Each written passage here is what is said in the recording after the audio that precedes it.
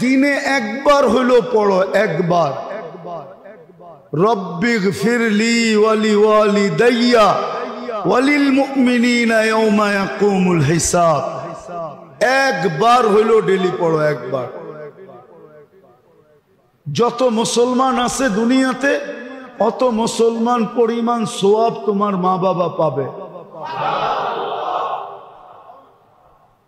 Daily একবার পড়ো, একবার।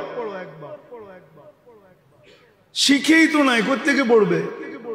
ওই যে বললাম না, ঢেউ একবার শুরু হবে বৎসরে,